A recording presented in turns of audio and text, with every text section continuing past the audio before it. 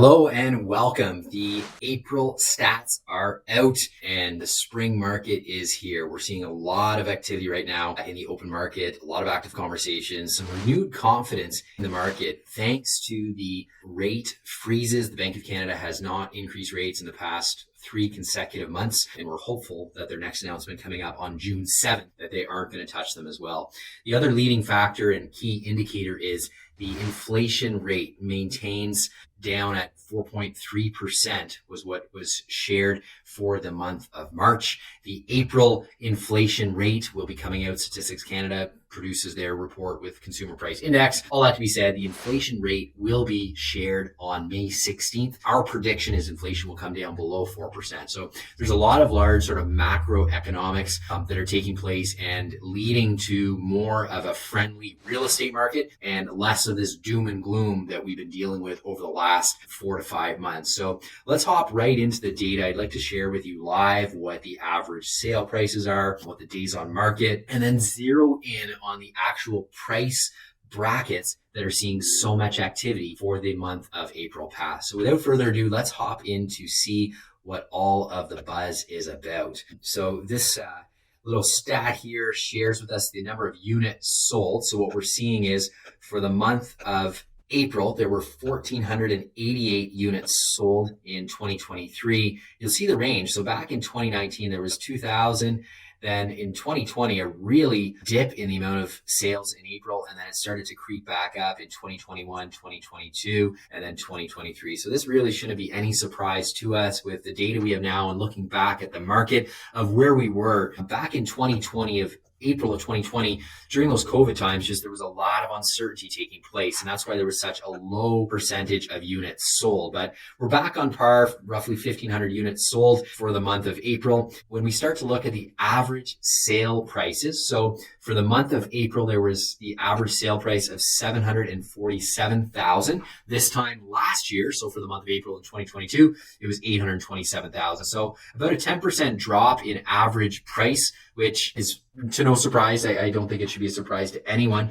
Last month, we saw about a 17% drop, and that's when we were at the top of this hyper-COVID market when the average sale price was like $850,000 back in March of 2022, and then March of this year, we were around 710. So 710 last month, 750 this month. So our prices are continuing to go up. The next data point that I like to look at, especially when I'm spending my time working with sellers, is what's our average days on market? So what is the length of time it should take for a property to sell? In the month of April, it was 27 days on market. Last year in 2022, the average days on market was 10. So obviously, almost a 200% increase in days on market, but that is more normal of what we'd be seeing on a market. Like property typically isn't selling in 10 days on average. If we go back historically over the last decade or so, it does take time for property to sell, and 10 days on the market is obviously quite rapid in that sense. So average days on market is 27. It is a decrease from last month. Last month, our average days on market was 34. So now we're at 27. So our days on market is coming down. I predict as we lead into May, the days on market will be down even further.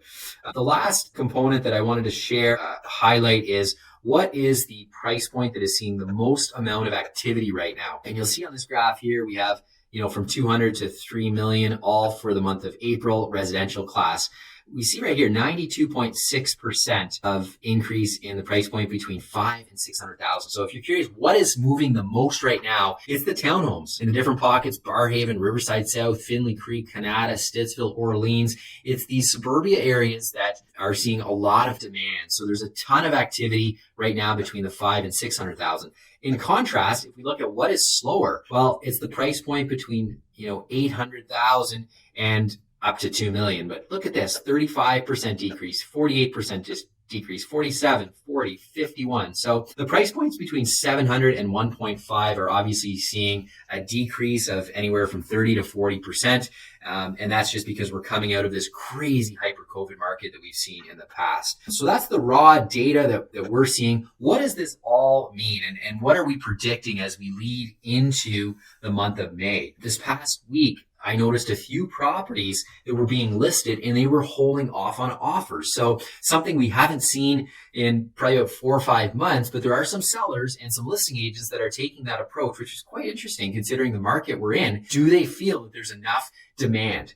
When we look at the data, it would suggest that they're probably accurate in what they're attempting to pull off because there's just a lack of inventory in the market. There's only 1.9 months of inventory right now. This time last year, there was 0.9 months of inventory. So we have double the amount of inventory, but that is not what we consider to be a balanced market. So there's still a bottleneck that is taking place where there's just not enough inventory on the market for the amount of buyers. And it comes down to just a pure economic supply and demand. There's a lack of supply, i.e. a lack of homes on the market in relation to the demand, the amount of buyers that are there. So that's the update for you for the month of April. It is all positive in that we are seeing increase in value, and the gap between the properties used to be at back a year ago to where they are now is starting to shrink down.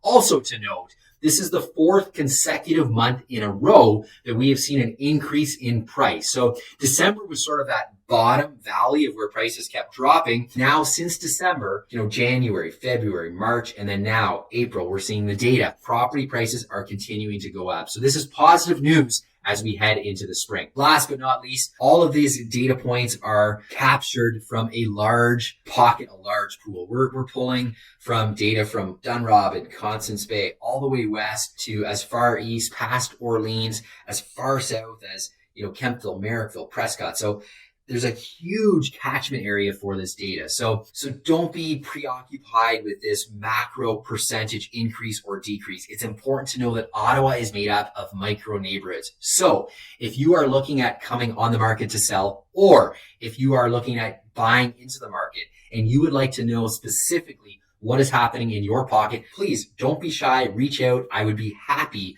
to dive into specifically what's happening in your market area, because Ottawa really is made up of a number of micro neighborhoods, and it's important to know if we're comparing apple to apple. So thanks a lot for listening in. I hope you found this data, share, and information for the month of April helpful. By all means, reach out if you have any further questions. I'd be happy to help out any way I can. Thank you.